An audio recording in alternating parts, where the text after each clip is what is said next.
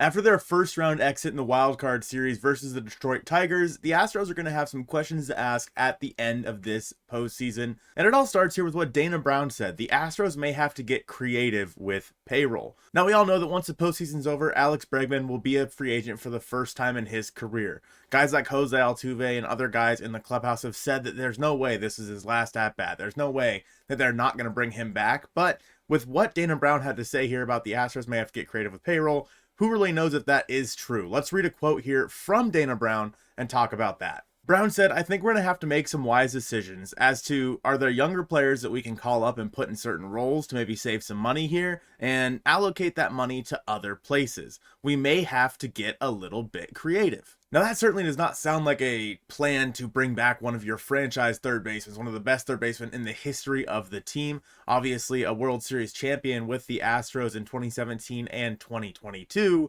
That doesn't really bode a whole lot of confidence in the fact that the Astros are going to be willing to offer Bregman like a $30 million contract, wherever it is that he's going to command in free agency this year, to go ahead and bring him back. Now, in 2024, the Astros had a $255 million payroll. Obviously, they want that number to come down, and looking at where they are at going into next season, that is an option. The big names here, the guys that were making the most amount of money: Jose Altuve making $31.5 million, Bregman making $30.5 million, and Verlander making $43.33 million. Those are the three guys making the most money on this roster. Bregman and Verlander are both free agents after this season, so both those guys' money are coming off the books. Looking at their 2025 money right now, if you see their adjusted payroll total there, it's at about $146 million. Now, this is before arbitration, guys. That's one thing to keep in mind, because guys like Kyle Tucker and Framber Valdez are both in arbitration, so they're going to make a decent chunk of change. But as of right now, your biggest salary here is Jose Altuve, and then it goes down to Josh Hader at $19 million. Lance McCullers at $17.7 million. Jordan, of course, is making 15. A lot of these guys are making a decent chunk of change here. An estimate for Ryan Pressly, because I believe he had an vesting option. Let's see here.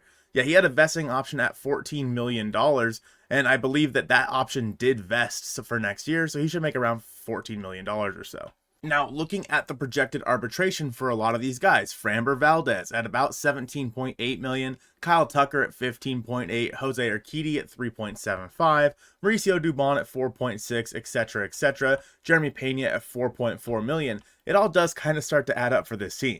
When you add all of the arbitration salaries here, assuming that they do tender contracts to all these guys, assuming everybody's coming back, that puts their roster at about $202 million spent going into 2025. Well, if they do want to bring payroll down from the 246 it was last year, they did that. They don't have to pay Alex Bregman. They're not paying the contract of Justin Verlander anymore. So yeah, they ultimately did that. But if you do plan on signing Alex Bregman, who I think will command a $25 to $30 million AAV contract, you're going to be right back to where you were before. Now, a lot of the guys on this list are potential players that could be non-tendered going into the offseason. I look at Mauricio Dubon. Do they want to pay him $4.6 million? Obviously, they're going to pay Kyle Tucker, Framber. They'll probably pay Jose Urquidy as well. Guys like Chas McCormick, is he worth $3.3 million to them? I don't know.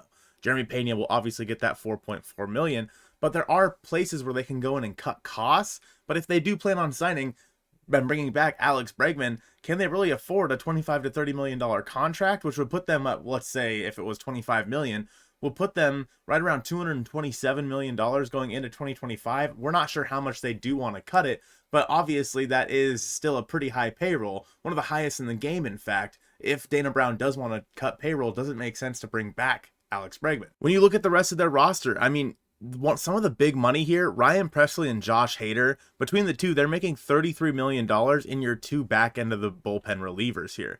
I would assume there's a decent chance they're not going to be able to trade Josh Hader's money. $19 million, maybe they shouldn't have spent more money on a closer than the 2026 Detroit Tigers spent on their entire wildcard roster. But hey, that's just me. Lance McCullers, I don't think that he's going to get paid that $17.7. I don't know how they're going to be able to trade that, because it's a lot of money. In fact, I don't think they can trade that without taking on a bad contract in return for Lance McCullers, but he's a guy, obviously injuries have really taken their effect on his career. I'm not sure he's worth that $17.7 million. And Ryan Pressly, those are two guys that are making a decent chunk of change. that I think might make sense for this team to try and trade off. Victor Caratini is another one, making $6 million to basically be a backup catcher behind Yainer Diaz. I'm not sure if the Astros are going to want to eat that in 2025. The other thing here is if they do bring back, say, Alex Bregman or something like that, well, what are they going to do next year when Kyle Tucker walks or when Framber Valdez? Both guys, I believe, are free agents going into 2026.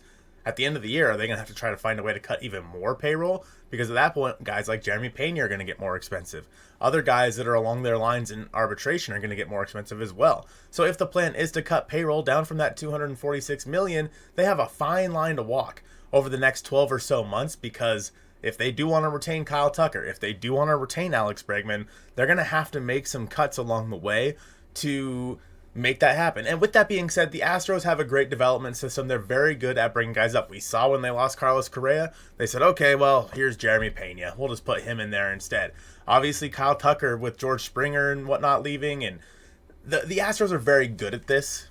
The thing is, I don't know if they're going to be able to have the payroll flexibility to actually make this work going into 2025 by also trying to retain Alex Bregman, unless he does take a big hometown discount and signs maybe some deferred money along the way, so the 2025 payroll is lower, but then a payroll in like 2030 is more, kind of like what Shohei did with the Los Angeles Dodgers. Now, along with Justin Verlander and Alex Bregman, Yusei Kikuchi is also going to be a free agent at the end of the year. Caleb Ferguson and Hector Neris, as well as Kendall Graveman, and then Ben Gamble and Jason Hayward, who are role players for this team. They do have a lot of notable free agents coming up here, obviously in their bullpen with Hector Neris, Kendall Graveman. If they do decide to keep Ryan Presley or not, their starting rotation, losing both Verlander and Kikuchi, like, can they bring it back with Christian Javier and Jose Urquidy and whatnot? I'm not sure, especially with the money that they are going to have to play with here.